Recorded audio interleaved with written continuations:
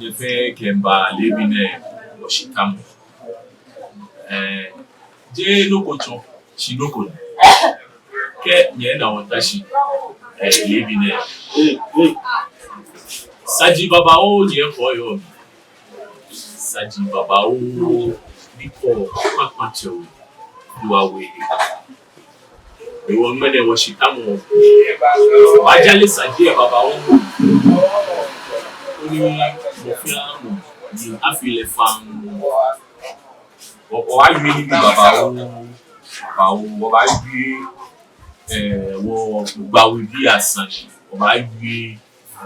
wo Akwarshong Manchester ni agbene woni fe ni Gbawe ba fata Kpakpatse bi a kenklen ke ma gbe wo gwa se wuro Jemenafo ni masimoni tuibolo emeni ko ofe anale ati efita se enyo mi afukeje Ayawaso boase no kese tun ko ni jis ni fi ose enyo ni afukeje Ayawaso bebe o masimoni tuibolo emeni ko ofe anale ati Bí mo ní àná yẹn máa mi ní tó akẹ́ Akwarshong Manchester àtúkẹ́ Hamujawe ibẹ̀ mi. Ìjà kẹ́ wọ́n bu asẹ́yìn lójí Akwarshong Manchester ní afọ́kẹ́jẹ́ Ayawaso wọ̀wọ̀ ní ìwé yẹn. Wọ́n jẹ́ Ayawaso wọ̀ bá náà wọ́n pẹ́ mi ẹ̀ 1680 tọ̀wọ̀ jẹ́ mẹ́rin. Ìwọ̀n kẹ́ afọ́kẹ́jẹ́ Ayawaso. Ni akebuta baba o na akeba ni sanji kuma ewo atologo na chole Mujawe na ke saniana ke kando moko ni ewa ni ibanye eyilu mu asani ni akelata na kainia na ni ake Akwarshong Manchester kan te fi ode me ni na me du akeshi Akwarshong atuke na Mujawe the fight the letashi ni kwa ke o passion o ma na ke no ni yo machine de me agbene masimo ni mo fe wa na le ate ni aje Ayawaso eni water ni abatu bie biji Gbawe e ka machine Kpakpatse bie abatu ni bie aje ni wona approve baba ekoji kuku ase agbene ekoji Gbawe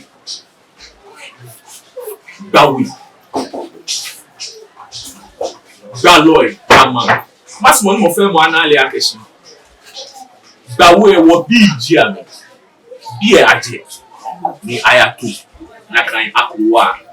aje Gbawe ni ababatu Kpakpatse bi aje Gbawe Kpakpatse ni ayato Gbawe Bewo ke aduma ye bie ni loko riba ni akema aduma eti wokroa ni loko we aba na chake jomo na sa akeba bie minister ni yo machine jeme ma ha wasafo ache e ba jale mi agbene me ni yo Gbawe ni saniba ni ake na aduma odede ikeba amohun ekume bie abehu abai gbeke so no ko fi o lo ni masika ma gbe ke ajebi ni ayato akrowa ni Gbawe ni atomo ko le jeme ele iwe mo mi o je bi je le iwe mo mi e ke je ma je ni atule Akwarshong je ni wo ke aje wo krowa ni atobo Akwarshong je be ekole atobo na kan akrowa Akwarshong je ida ke sia wulu eni Gbawe Kpakpatse je aje ni atobo ni setu ni Gbawe setu je etumi awobo wo mo fi awon ni parade o ya keshi Akwarshong je le ke aje Gbawe na atule mi challenge le akeshi ke eye no ko fi mu ifi But who was fake clad or hale? You go away. I don't know where. Masumoni, pressmen, a cow bina, Yakwa would you in your name? Neka will look and clean a jacote, Sunny, ni aye. Rocken your binani, then Basha. In a catch woman, they can't be money my name. Be me you and Makani local few number 25 okay. Plaintiff statement. The land which is the Gbawe land on which the village of Gbawe is situated is the land of the Kpakpatse family. It was formerly a village belonging to the Obitus and it became the property of the Kpakpatse family during the Sakiso War. Kenya bina nyede ntenye sha Kenya sha ni nyeke choma mbi na me na ke sanjini o mi ke sanjini mo yo je ni o mi keke chibulu kai inye wolu eko ye bi ni no hu court sandi ni mokoni across examine ke je Gbawe emi Gbawe wo ku emi sanji fi o na abile eko akeshi you are from the Akwarshong family. Yes. Yes, that is the Kpakpatse family. The head of that family is still out. Yes. I stand by the authority of my father. Fetish Abudu is from my land and is from Makati. Makati is Saninayi. Agbene Kebashishi Bewe Asa Abila Keshi. Oh, Papa had evidence. Your father gave evidence in the case Tetekomi versus Abenebutu. They say, yes, I was then a child. Nabile, you admitted you were a member of Kpakpatse family. Etone had, yes, I come from that family. But we are separated. No, okay, me and Henry will be a court. Akeshi, ye Kpakpatse. Ye womi. You will be Jimmy. If you are telling the court, she will do man in the woman. Madu more than a jenshi. I talk about a jenshi. Eche, I talk about it. Was very much fury in the bashration. The man made him walk as a watcher. Credit Madonna Masumoni, my real work. Oh, lineage challenge you to a Akwarshong. Bina do ma me ni amawa me ka me do ma e 2016 anga wo look at the traditional council ni akenchiwo Kpakpatse bi ade ake woka do ma ni enu sisi no ni woni do ma olulu wo gba wonu gba e atishi ni amekewa airport. Leno we the Akeshi ete an Jamestown police commander. The commander akela Akeshi in a civil matter. O kelele di ke yo. Be Ikewa court. Only court our injunction. Ke our injunction and battle am mutu. Me dey work agent aka bia mi ke ba shi bia na enye ko ya court, aru am enye ko am ya court. Me challenge le ekun akekeji ele Akeshi na kan no ko ye. I feel like the traditional council Lumo iwulu yoje ni amele meni fi oga kusun ke o fe calendar ni je okoda afi ama Gbawe Shiba Madumo Mafa ama Gbawe ama Gbawe we wo ame dey shina na afi na ka e da keke wo fi wo kusun ni asenji asenfe ni asenji ga ni gaji asen eba ke ina eba efa oluta ina abadamu mi abatashi ahale iwo keje wo fi okusun abajeje ni aba agbene nu mo sakumu ni digrafe wulo mo oluta le fi oga kusun gbo e eke wo fi owo kusun ye bi e eke wo fi owo kusun ye bi e afine eke wo dun na iwo mo fi awon ni keje wo fi olugbo e won challenge le be ni eyo ni ke wo ba chuno eke wa chuno wo fi ready wo Keba wa Akwarshong kuni echabi mbom ke kagbene woba o mami eni yoje ni sani e ba e kwa Gbawe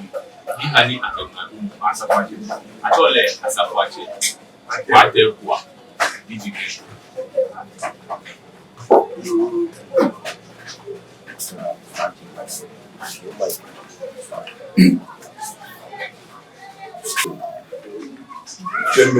ni mekename ni banyefe de kumanye ni yanyefe kumanye icheme ibafe mi ake onye minu Richmond o ni Kpakpatse wi kuwa e ani wona wole woni wo tashi lebi ni lo wo che wo ni me press woni ameke wo mo de awu pan Kekle ko ni to le ni padale o woni minu ni the last time be ki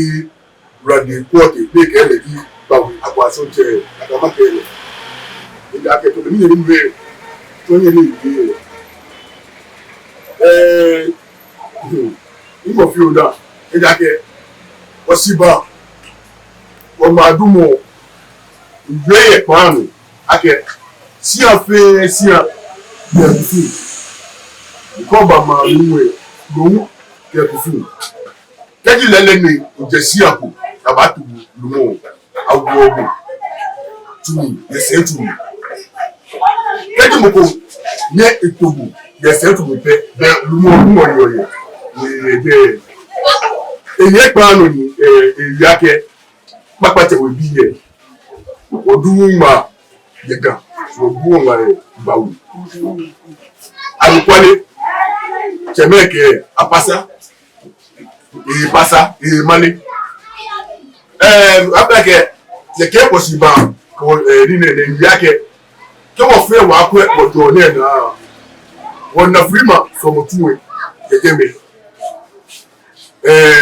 ko mini eto yere yue pa no ake history alo lokoni wọ́n bá nínú alówó mi wọ̀ tó ẹ̀mí. Sílẹ̀ náà ní egun ẹ̀pẹ́ iná akẹ́ èrùlẹ̀ òjògbà. Ẹ̀yà akẹ́ Kpakpatse wò bí ẹ̀ jẹ́mẹ̀dí ẹni àmẹ̀gún ọ̀gbà ẹ̀ níbi wọ̀ fìrí màsọ̀mọ̀tù ó fìrí màsọ̀mọ̀tù mẹ́. Ìbàdàn akẹ́ bẹ̀ kàfúlà tiẹ̀ ekò kẹ́ wọ́n Germany ekò kẹ́ Christians. Ìwọ̀n bí ní àkàkẹ́ jẹ́mẹ̀ bá fi sọ̀mọ̀tù Ìbàdàn akẹ́ ó yí méjì ẹ̀kẹ́ olùpẹ̀ ẹ̀tẹ́rasì ní asanáfẹ́mi àjẹkẹ́yà. Nayago amikete amatowa wonye yo bi ni yo gemi alo mi tege ni ami tege ni na mi tege gemi wonye ni mo e pale tumo ni wonye oyo afia ike ebi ni di wonye nita ni drone no ni di Ayawaso no mi wonye na di bua boyo ebi ni ekule bi olede agbene wale fases ni oblanu tietan le efita na to ni Akwarshong eye ni ko te na Akwarshong ni ko ate kodo ni ko yodo apene nwe onye ko mele na itele we neba o to le former ke chama ke aye gbobalo no eye deme iwo benedicte e beni ba fe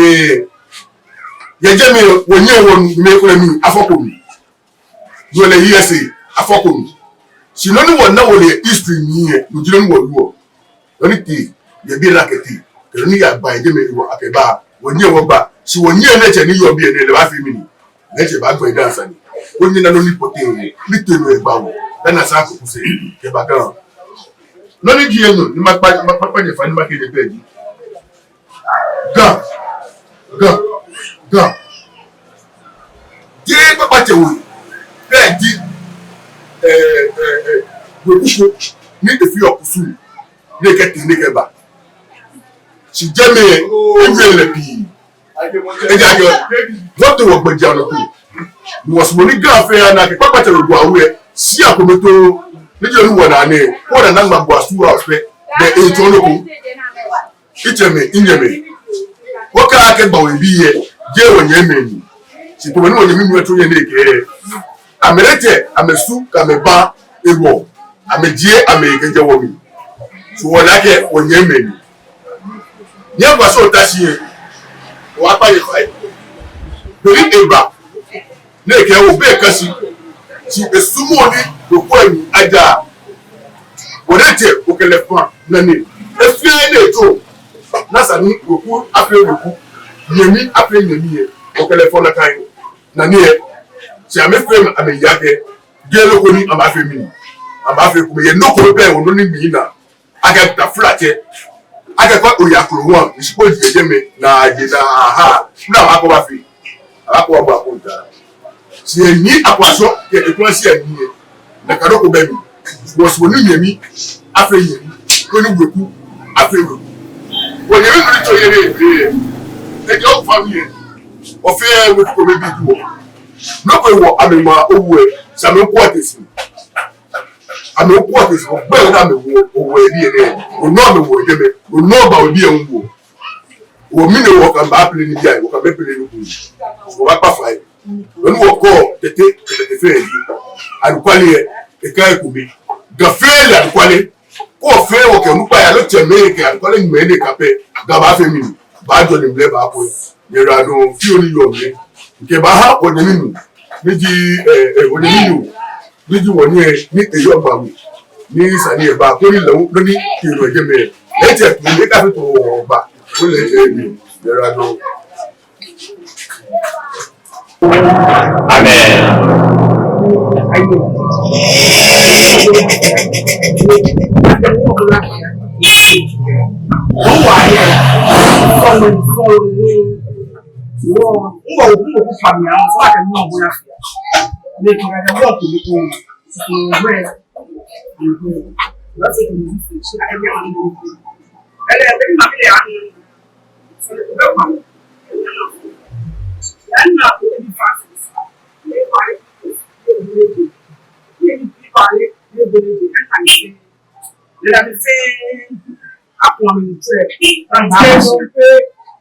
Eso mi que mi ay don ko.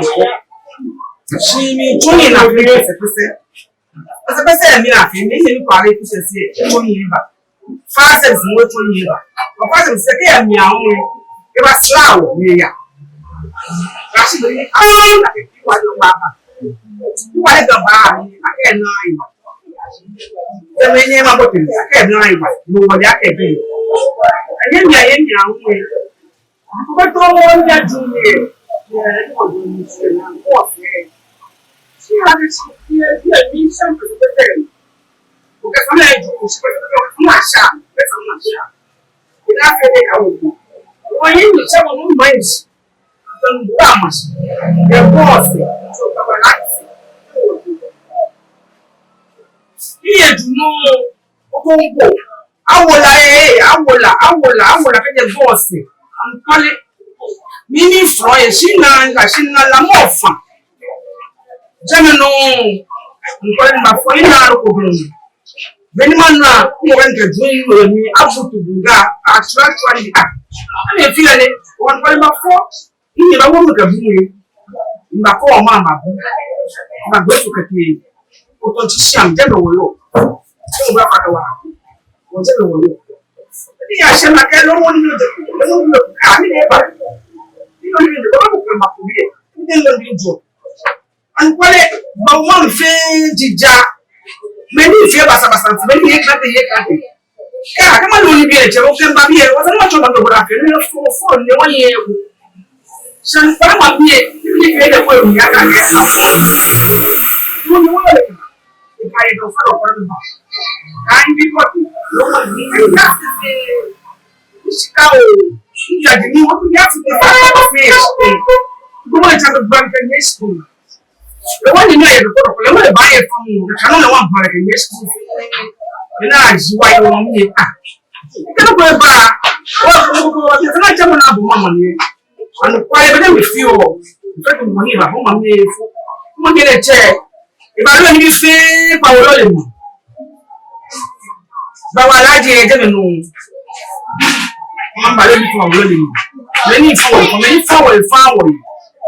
and kwale ni mamba wawole ni ika ka kon kusi ni ra fresh so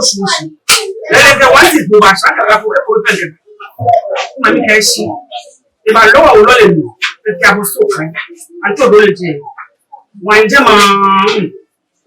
ka kala ko ba Don't say I feel emotional. Don't see my phone. But when we get to the never does the Bamba will one young second Monday. When I hear selected, I'm funny about then me. Never should be look about Well, I do where your mamma got. So go out, but pass it. The way moving. So go out, passing one. Me, I asked and one. Number look a lolly. The people pass here. The guy I here to make up the man, look at that. Go from Buckingham, go one year in Mule to Fatin. When you know what is young, but about that life. But there was another one. I don't want to trust. Not in here. Not in here. So, medium people go and you know where I say. So, I won't go any boy. One can only one few nothing. I need a bar. If I want more, money for a guy. And if you could see, let's say, one year I look is only when we elected you, you are low feed the Bible soup. I'm yet saying it was also I'm the Clara, and I food, then I had to learn that. Let's say, because our questions low, let's get our tongue. I can look at I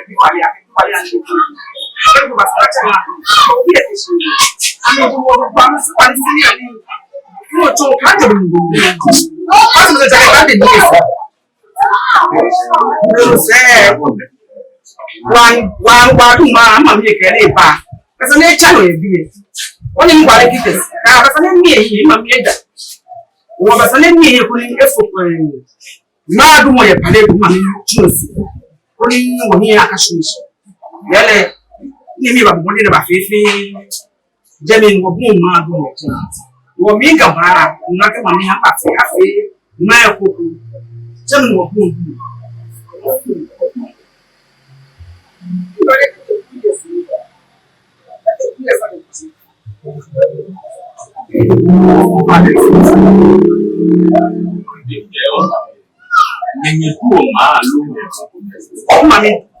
Gbawe Gbawe je wa wọ́n ní ṣe jẹ́ mẹ́lẹ̀ wọ́n adúrú máa yẹ jẹ́ bẹ́ẹ̀ yẹn náà yẹ bá dúró yẹn olùwà jẹ́ bẹ́ẹ̀ tó lọ jẹ́ wọ́ pẹ̀lú ẹ̀ yẹn dẹ́ jẹ́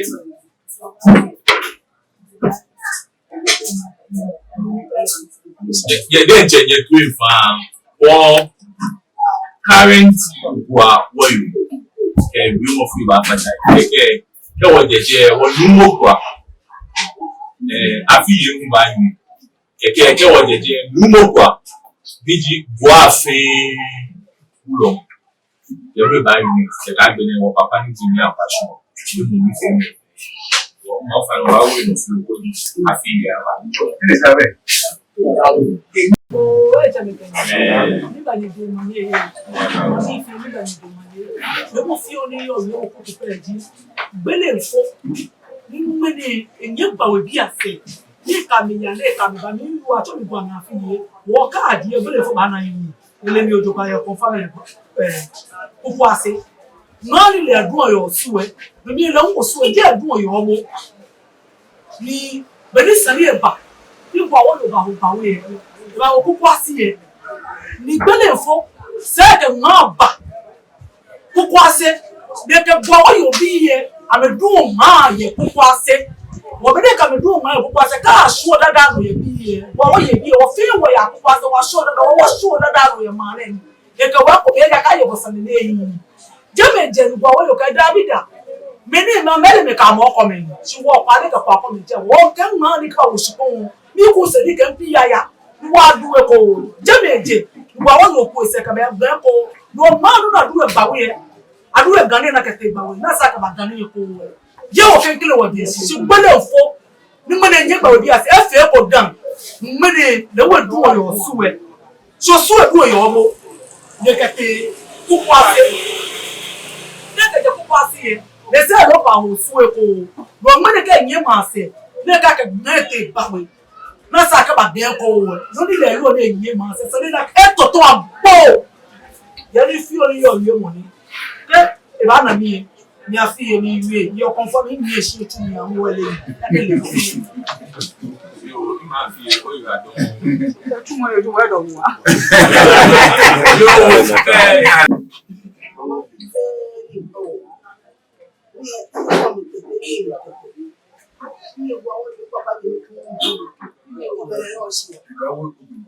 Money at a number ní lójú bá ṣe ní wọ́n tẹ̀ mí lọ.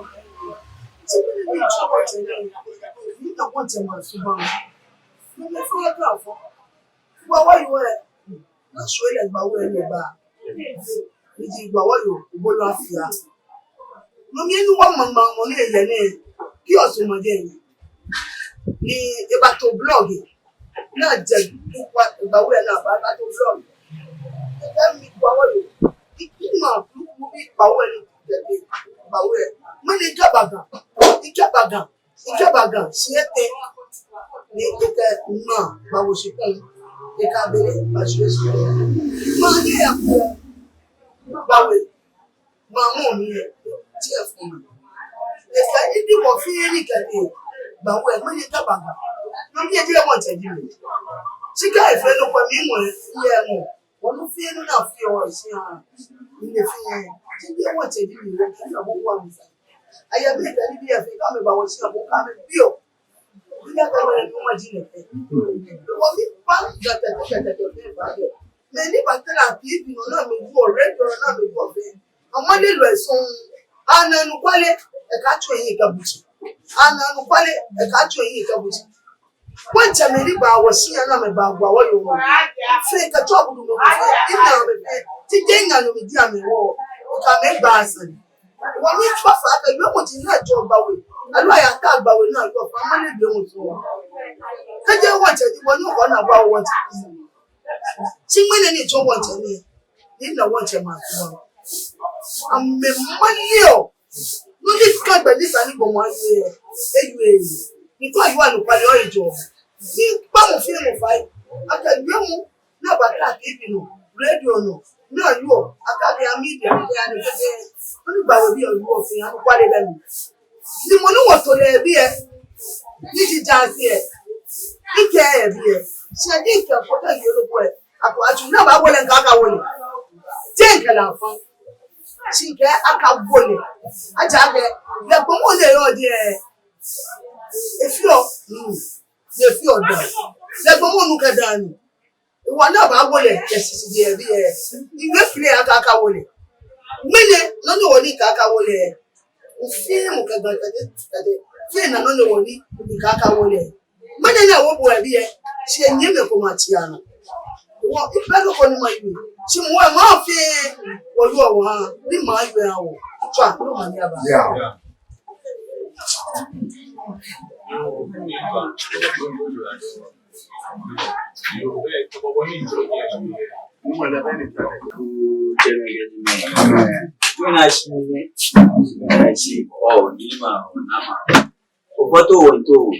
Wanu na gaji kafe ebushi eleke ni ya no twaga sadi nage yowo ni no mabage baje shikwa ne gano wala waji yo mo fi oni to ma yiye na adumo na abuke ba owo awoyi to na jam wo ba ni agba láyé àti níbi afẹ́fẹ́ nígbàdìmọ́lé ìwọ̀n nínú àjọ mi wọ́n wà pé níbi èèyàn wà wúlọ̀ lòun ní jẹ́ngbẹ́ ni níbi mú fi orí tó ọmọ yóò ní àánú àdúgbò ní àwùjọ ìpínlẹ̀ àwùjọ bàbí jẹ́ wọ̀pẹ́ ìwọ̀kẹ́ màdúmọ̀ èṣì bíẹ̀ gẹ́gẹ́ Gbawe ìwọ̀kẹ́ kù ọ̀sẹ̀ ìwọ̀kẹ́ bàbá Yo ba kan ye ko on pe. Dan tu abi dada. Ile edu ma je bi edu o. No finish ye edu e san na me shi je. O sha clinic ni ye na me ku e. Amedu e je na ba mo hospital ni alo ame je get Christian ni se ni ji body wo body bi e ni no se. Ya du e je Dani agbo hospital na ni amege shi je ku be ba o sha clinic je wo pe sakumo lewu ye ni yo je me go ma ye lewu e bi e gogo dani aje geba bi e ka iwe e gbege ni ji ran di e eta mi ko eno le yo e je le ji sun lo ni mi te ma se yi bo bi lo yi lele Gbawe wa le ji sun lo wo sun mo ni ke ifo e bi enye wo le sun lo se wo la ke gbo bi lo ni wo ke gbege ran di e ke le ji sun lo ni alaji se shi eji gbo bi lo e be alaji abu oduba o ja alaji se shi sun lo ya o ja alaji se shi tiju ati e ena bi ni eji mi ta shi tiji ni gwa de odu e o be te ka ke le ran di e be bi ji alaji se shi ni because I mean gbo bi lo eji a shi alaji se shi alaji e sun lo ni o bi ni mo ma je sun lo ni gwa bi e be ayo gwa awo gwa ro ke mo ke ba ga awo gwa ro mo e ku e Gbawe e male ko ba ya o se 20 mi iche ni ji sakumo ami awo eko ye jeme na me wole gwa ro chi e aye baby ni chele imeji pale lujumo ro mu pa ni lewe e ganu ni ji nu wa kwa mi san meji na ro lewe te 2021 ni ma ba shi bi Friday ni yo mi na me ya wo ro mu na jele ko Saturday ni ya ba shi ni wula ge Gwa ro ni be ba shale ye bi ite abile sani ege ne sheje ni bi abisari ameke awu ego iche ni ane ne le ake aye Gwa ro mu ye Gbawe ro mu na yo Gbawe akrama ro ka budu sisa ro lojinu na yo eje ni ko na ke akane na ji sebi na kan yo na gba ke aduma ye ka che dantu acho sakumo abaje gbese abi ege kole ka che ta to mi wa ache Gbawe mi ta ga tete anu le ake nonu wo yin do ke akwa mi za ya du ema dufo ni amanshi fowe ke eje abula eba wo dantu ke eje dantu agwaja no ya ni mele gwaja no shi o shabeduwe ke eje o shabeduwe eba Gbawe then get fa eje ba ya blafo we ke eje blafo we ya oledido then e cha no ke ya ninu opun ege na ero mo je o shabeduwe ni ba efa ewo lo de ya Gbawe le ba achoko wo odi ma waji wo choko mo ba choko wo luta mo bi àwọn anale age wo se ageba je se na wa fu edi wo choko mo achoko wo ni Gwa ro mo mi wo achoko wo lo ge se bi e ba choko ni ale dan ni ale ska lo pagan wo mo onupa ni okan ake amele anukwale ni yo mi amenya anukwale ese ke oyan kwale se wo se je bowe chi no mi lo ba shi o se o ma o tutun amenaji chi nyemo an kwale se ko ni meni baba na lo ameba yin se wonye ma gan bi e la go ye ma ya ese mi di e o ni ma ya ese mi di o mi di mi siga bo awu di amaye mi di ma won di abo awu di amaye woni aye kayo no woni ke be mo ne sare domi wani mi ma shite ni ji deje okoto shishi ashite deje okoto shishi bi e alele Gbawe ya bi atwole ma je yili bi ene na alele bi ene na atwole no fia no ye no wo ke enye esawo e ka yu ekura fe no ni e ba fite Gbawe bi yo mu ani ni woni ogolo adia ebule Gbawe onyajo shishe ni pale do me ne ba no le ba mo je keje be ni won yin we get 32 years ni to aga duomo then won yin ko agele ba ni je ba shi bi ane ko kan ni ya 40 years ti Gbawe abule na du ma eje nkura adu nkura ke na mi di like e na wo yo nu gba ego me ye bi na me aga ma ge ni afi nu gba adu dogo ba na me bondu ti abule kura wo wa pa ga tete fai ma ji ateme ni yo mi ma teme owo awon yi wulo mo fe ni yo mi fe age mi mo gwa po ipo aro mi ta se ni go ke o ke ma je ko ba shia ni o ke mi o go wa la ba che joji no ni do ni mo fi amu anele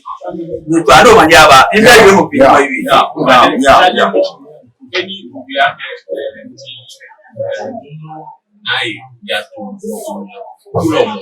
Gbawe ni e ba shala wo bi e ma se jale mo bi e mo to any potele wo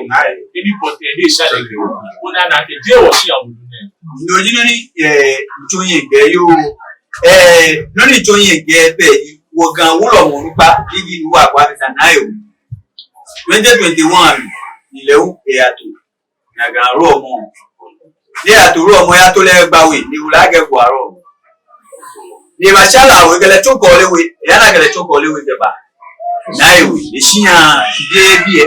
na me fe ajo ma e ko ga me ameje na ewe abara sa na me de sa kuno epe ni go ni ge sa kuno ayi ni ge elenu na bi o lele epe ni wa me shwe wa me bi e ba me na ge awan to we bi na bleja na ga no manje na gele ba bi e ko to pe papa no baba Gbawe mo ma je ni ta se soja ni ti le no agbe ne ejo re ni bi go yes bag ti ejo wa lo yo mo ni o mi ti Gbawe ko o na ni se ko bi e bo se ko manje lo me ni yo e mi dia lo me ni yo e ma no be ame male yi to wa ro mi yo le ji ga fe Akwarshong manje wo loko ye bi e kenye ko wulu ni asafo ajenge kenye gbina ke ba anye ni sha be ko ne bu ni wo Akwarshong manje ni ase jase council e no keti Gbawe ni a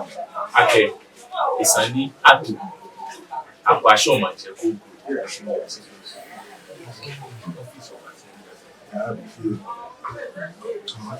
you ke okweleka the anma office of the Assembly Council she ni amaka idi mo ni na ni eketi the council resolution ni akemana kan the Gbawe be a respond akeshi ameto mogomo yo ame fi kla lo na meke mo wona wonu ye shi ane ni won ma wolo ke ha ni amaka ni won chole heni ajo ni ato Akwarshong lele na mekwe mi ame na ke wo wolo ani won ma pepe eshe ni wo amesa ame ma wolo ke ha Gbawe bi ake na no ni won ma wo blase yi toto mo ni wo afenu nisa ni aketu ni kwate kuju niji enyo masimo ni mahani mo fe mo anu akeshi be ko le wo ni Akwarshong le ji wo ja seje ye shi awun ni owula papa bro fun ji Akwarshong manje shi ni a choice ni balake isani what to Akwarshong manje we ku efe baki amon afi owulu ye ni agbale afekusu agbale akeja feji ni asa afekusu eko ni aketole ake Akwarshong manje won je le teshi keke ni jeja seche ni baye Akwarshong manje agbere je le wale na shishi afe gbegbamu na filu na ketole wo ni wo se ike Michael ba hale oni lewu emu oni fi mo fe na ìwọ ní kwate kudu níjí èèyàn náà gáfẹ́ Akwarshong àjẹ kágbẹ́nẹ́ asán Akwarshong jẹ.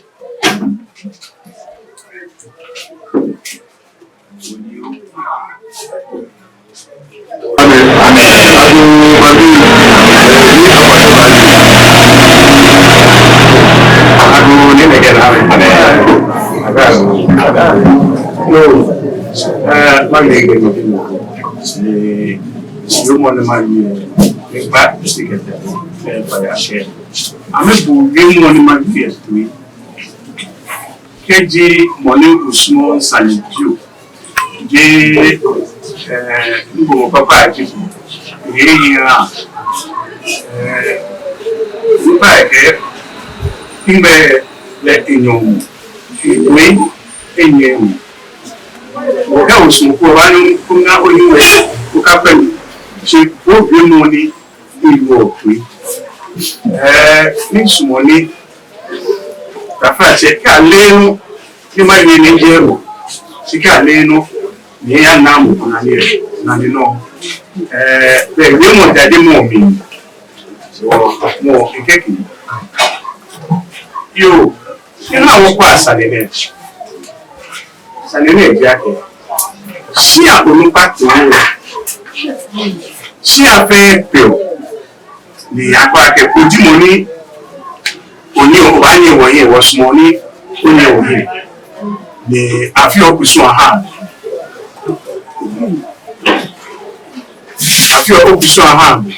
eke ka afi okusun aha bo re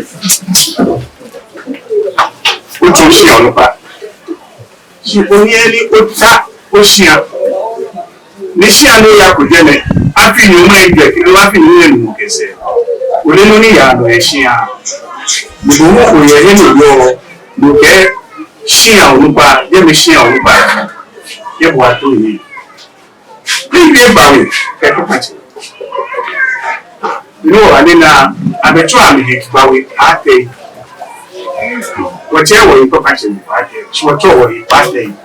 ẹ̀fọ́ àtẹ láyé ṣé akẹ́ni àmì ìsùnwọ̀n ní àná akẹ́ gbẹ̀ká ọ̀ka mẹ́tẹ́ ìwọ̀ ame wame Gbawe pate no ni wo ni wono fe no fe mo fe ole ko mi e si ame beni ni se ne ame tesu anwa ye ame je me ake Kpakpatse ya ke ni ame ndu odi na ame fi mo mo ame wame Kpakpatse o pasne ni to ake be Kpakpatse we ya di amami no no no me domo ya ke Kpakpatse we e no wo wo lo Kpakpatse we e no wo Akwarshong no na me to e jo mo ni ame fi wo ame ke Gbawe agone Gbawe tun Kpakpatse we jeje no na me domo na me ke wo mo na wo bla no fine fi o e shanate lewo abachele no ko sele fi o kari go na me abi ame pere no ame fi go be na me ke wo abi jeme ni bi na me to na me fi ni Kpakpatse wo bi e fi o no na me fi o na kai ala ti ke le ti Gbawe wo ba le no di Gbawe ja siti le no di Kpakpatse wo ye bi ja siti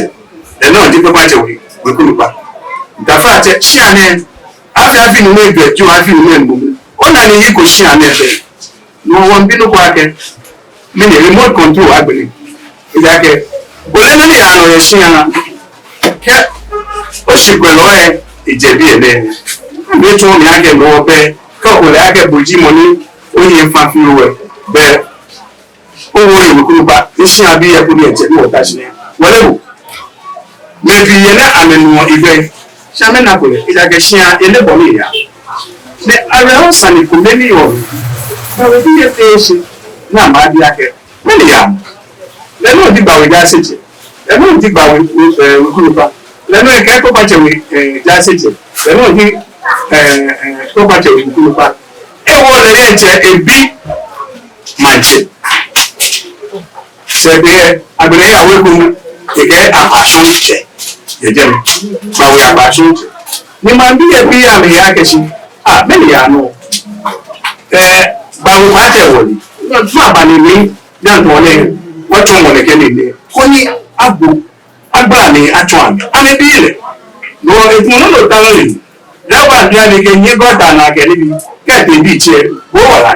ni me nyi bi no on ko la ke bo na bale na ka ya le ame ba fi wo so mo pa e ba tun yi wo o bi aba ise dun mi na me bi san mo ko e ko na to pa na me bi san na me da ijake woni wo ya le jina papa numo niji numo apa mensa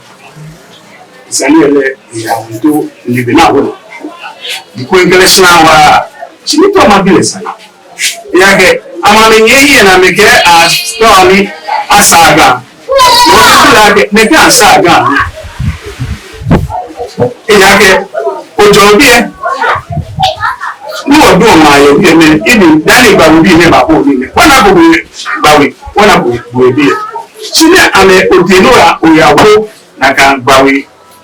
wo mo ma be ko te sin je mo ya chikeji oya fo sin lo ade na lo wa Kpakpatse mo bi la ke mi ni subo so la ke si Gbawe ado ma ye no ni oya Gbawe chike ko wa yin du fo ni o ne e ba si ane du fo ni o ne e ba si ane le fo se o bi la ke mi ni wala ji e ko me ko mo ja mi lero ye wo ajia abi amake nini ke ake mutu e fi o ba fo na bo e keke agbele o le ipa ebutu bi e di bo la ke bi e di ni ajo na fi o ka Gbawe bi e wo mu ye je me ake Akwarshong je be Gbawe Akwarshong je ni ye boa e ya ke boa se bo de je e na no won to wo hanigba tete fe yake ale yake shi abe ko do yi ko ni je ni shi yake shi inwe no mo shi to yi ni ele american yaka fi ni gba se me bo ni wo ti ma me bi ame sabi alaji ke sande pe ko ike alaji patila ni le e sama e hale ke Gbawe Kpakpatse family wonye wo lo e no kele iseun ehun Gbawe Kpakpatse family me be ni Gbawe Kpakpatse bachon Kpakpatse ate o si anu le lo wota no ami si wasani ami hawo wona fe ni wonyi no wo ya wo ba ni wodi eje wo fe wo no fe no e bi no aduma ko ye Gbawe no me ni lu abi na me ya wo si wo han wo bere fo jiji wo yi wo so ha no wele wo saneni wo ba mu wo ni wonge ke jaje ake eni teka ni ha wo ke fa ke si aka gbe ake si be wo bi ko yo wo ni lori ha wonbi ke Gbawe bi epesi na me ke wonye meji ni toto mo ni yo isani wo ko ni wo sa na me fa na kan gbe ye gbe papa no Kpakpatse tana wo ne amo Russia ke Ukraine ba se ego yo ba da ke ni awon ta si wo yo ando ke anade wo ke Gbawe no si mo wo ni bi enu ame to na be ko wo ke je yo ka me so na me ba ni na wo ame to be papa no ko ni wo ko ni wo ta si ni wo na ni am si no na me to e je me mo so abo yo le ma ni ni Akwarshong ipla wasangie mu fe etuwo ni oni epawo lo fi oni wa yesa ko ni masio ni Akwarshong leje isibule ni masio to gba ko pe le isebine kan e ko ko so ni Akwarshong leje ni wana ke ko wa pe amepapa agbala bo yeke ni e that time na Akwarshong your life wa ale abo yeke wo lodi oku eso Akwarshong aussi nommé le so le père Digani le père Digani et Manokolo alors mané et ma seba kolo no kwesi okubo lo otu olugo wo gwa ina afi ni wo lo mpese ni ni Akwarshong ba fa ke ama fe ma efi oni ni ni ekele ya wo Reeby ile ni ke ni fa le se o ba ti ni o ni gba ni bi kuma mi oduba woto ni wada ni Akwarshong ti oduba yóò lọ rẹ ẹgbẹ́ máa gbéra òkú tó so níbi Akwarshong ní nítorí òkú náà yóò. Ní àṣàbà alẹ́ tó máa gẹ̀ ẹlẹ́nẹ́gẹ́ ní àṣàbà alẹ́ fàdé bẹ̀sì bọ̀dọ̀ akẹ́kọ̀ọ́ lẹ́nẹ́gẹ́ ní pílánì lọ. Ẹ̀kú ẹ̀sùn ní wẹ́n ẹ̀bà tún Akwarshong ní ẹ̀gbọ́n ní ìlú ìbò ẹ̀ Akwarshong ẹ̀jẹ̀ ìṣàkẹ́ Akwarshong ìjì ìṣàkẹ́ ẹ̀kú ẹ̀sùn ní dìbò ní wọ́n yẹ Ayawaso ẹ̀ sálẹ́kọ̀ọ́bà dáni ìbàrà akẹ́ Akwarshong ba mini ti sani ti bẹ̀rẹ̀ akai yino ni beni mi ni kan ko yi ni ti for man se e da ko bi papa o wa man ko kan go e bala ke shi yomo ne no ni me ko ba le yomo ne le ba kwese ni ba kwese inchu ba ni wa da ko ra ko wa ke yomo ayeko ni shi woni agele shi ti ke ba da ye ni bo le ti mo ni ha gbe man bi e fe ke aju olupa e so olupa e ama me fata e ni wo ami wo ha do olupa e ni Kpakpatse we bi ye amemo amenumo na mekele awu wa ko e no ni wo chole ko e bi ade amekele awu jele oni inyaka se jele e fi wo ko ane no an wo ko ane yo jele wo just 1643 years almost 100 years no bẹ́ẹ̀ni ní ìyá ìjẹ́mi rẹ̀ yóò mú dẹ́dẹ́ ìnákẹ́sí olùbákùnbẹ́ ọ̀hún ní ìkẹ́ ọ̀gá yìí akẹ́sí amẹ́mọ̀ àtúnwámẹ́ tọmọ bí alẹ́bọ̀ ní wọ́n máa wọ̀ ìtúwé àfihàn wọ́n amẹ́wọ̀n ọ̀gá yìí náà kan bí àníyé wọ́n náà kan ń ọ̀gẹ́ ní ẹnìmùdì ní ọmọ kò káyà akẹ́sí ní ọmọ ẹ̀wọ̀ kú ẹ̀ èyí ẹ̀fà ní àwọn abíyà náà dé abí nìkú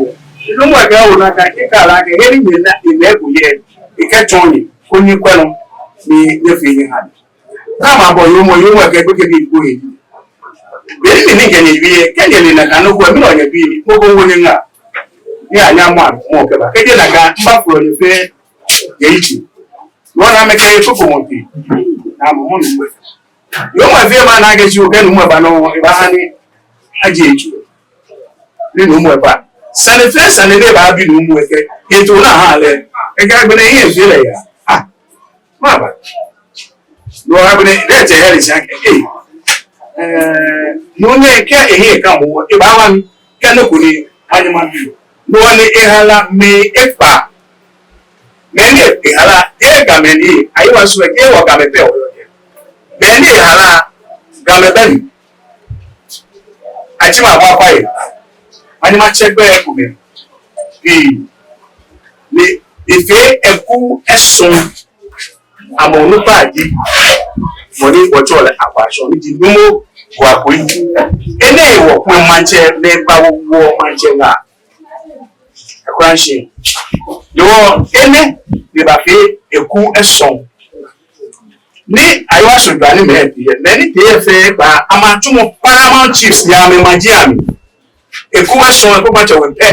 tí mo ní ìdọ̀mọ̀nà kẹwàá mẹ́rin bọ̀bá náà kẹ́dàkẹ́ máa jẹ́ àmì yẹn amebe Akwarshong shameye paramount chiefs ni wo baga lomi Akwarshong we adiagba kan edirishi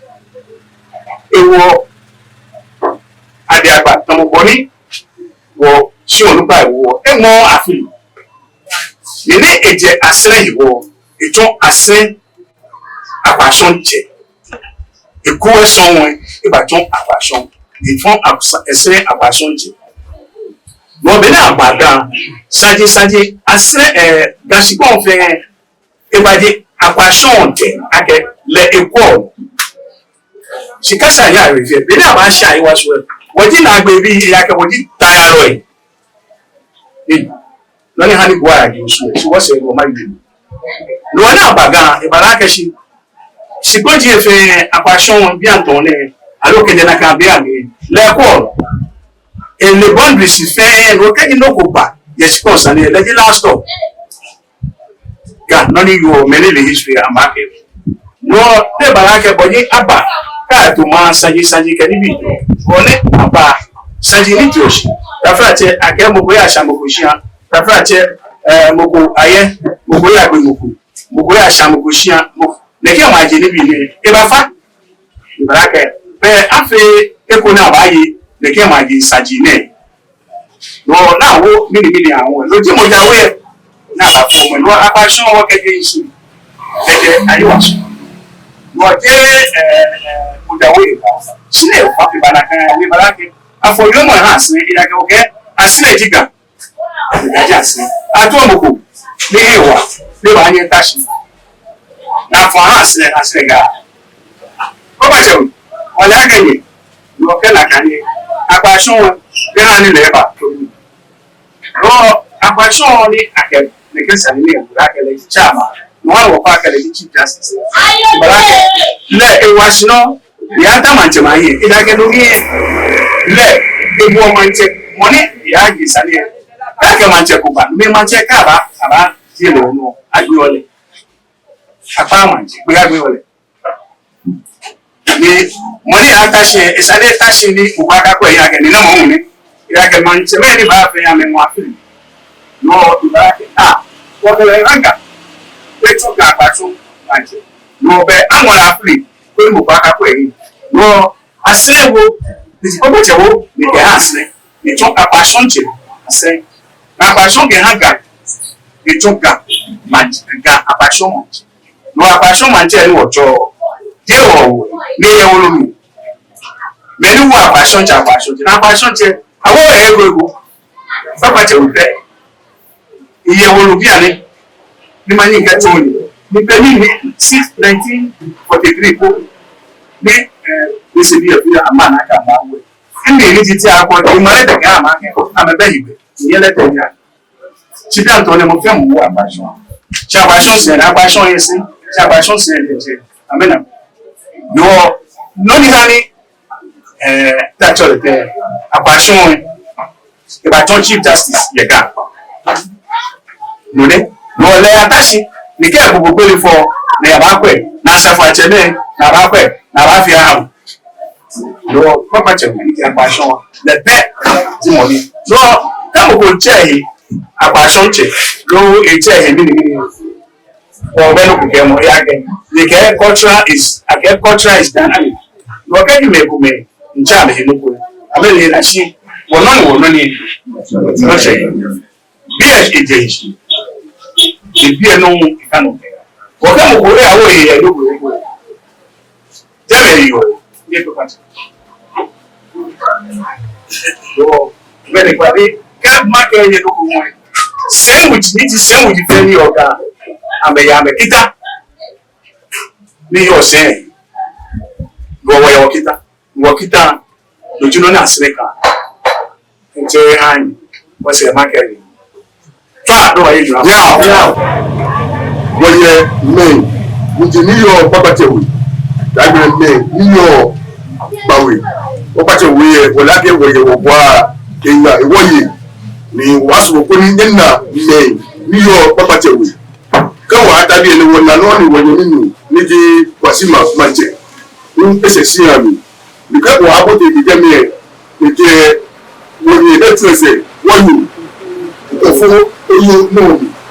they want to go here to the ask for them let me tell you guy here you make the few o go ahead and do what we need to pass on here then I'm going to get in a few that's it I'm going to I feel like let me get you when you go control like Kwale fire service no wa for le chuma ke fire service tune fire service won no for le chuma ke Kwale fire service agbena amebo bobilo ni ti Ukuri lọ́lẹ́ta ìwé ẹ̀rẹ́ ìwé ọ̀bẹ tí ó rí ìwé ọ̀kẹ́ ni wọ́n ní mímú nífẹ̀ẹ́ ìdúdásí ní ẹ̀ bẹ́ẹ̀ ìdágbìn náà ọ̀.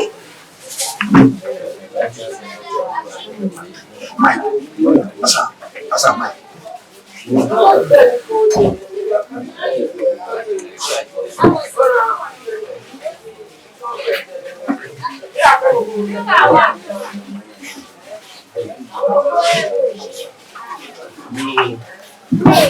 Abu Chemekanya,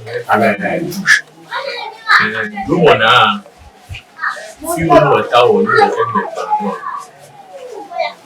what feel a pepe. One with the Puni or pressmen and Kenyans and you going to Ninja here. Ninja only Blam Petty Kumi or Canada when you say more or a little press at the body about you.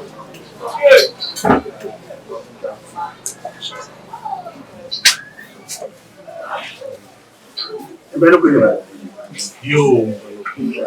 the question never look at every fine.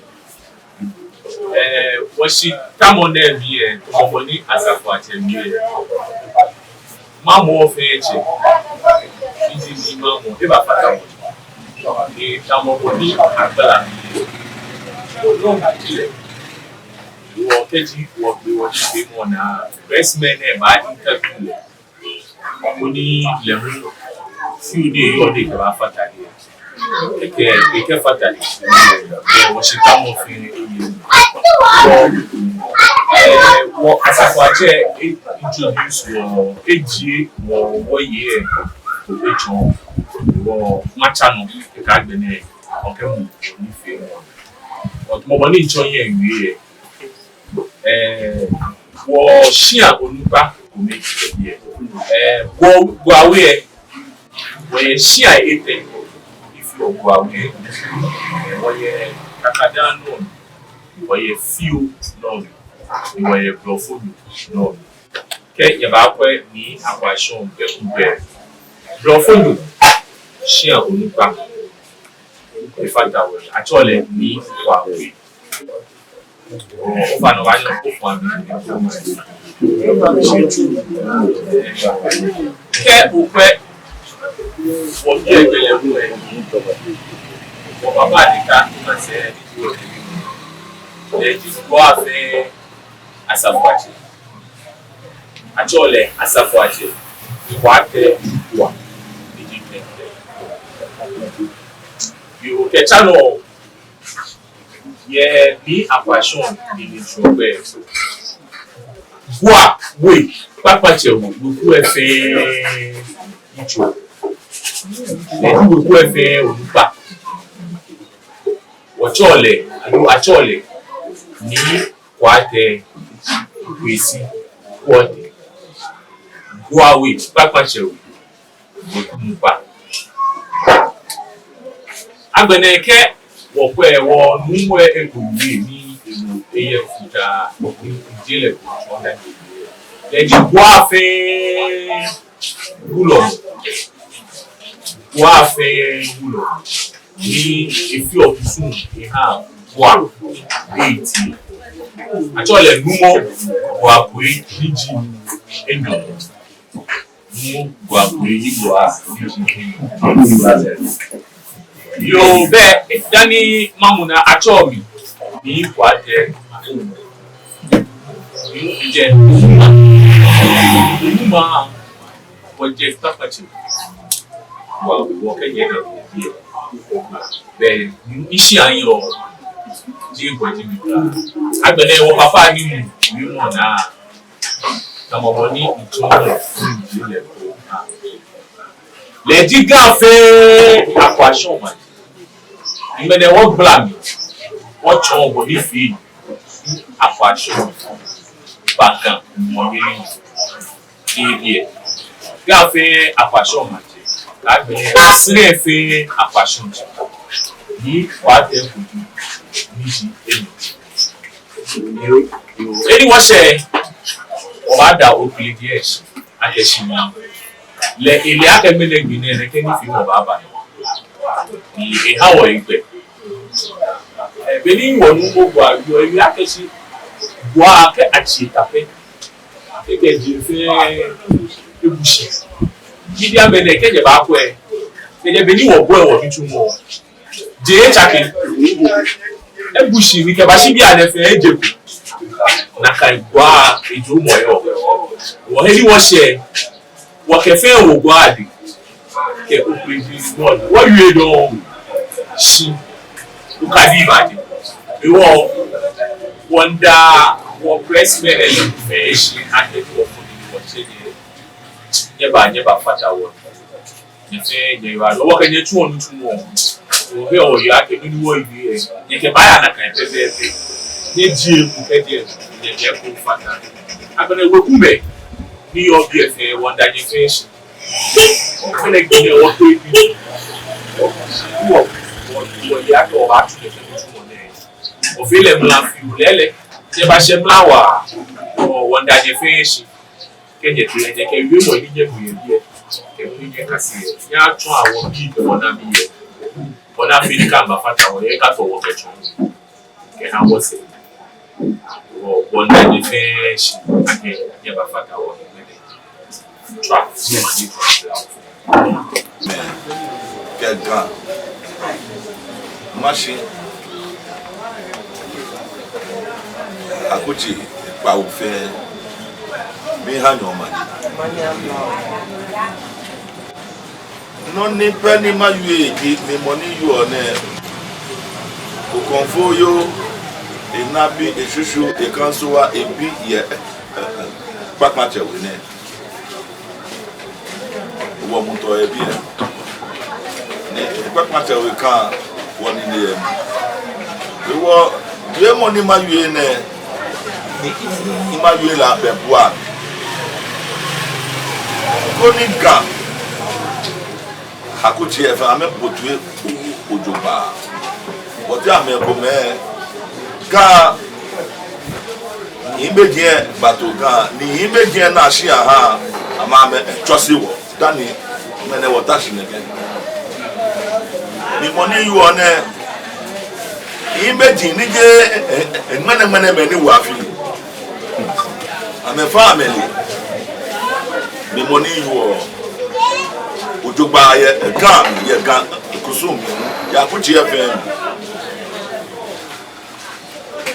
abeni mabu ye Kpakpatse we di awo chede ko efe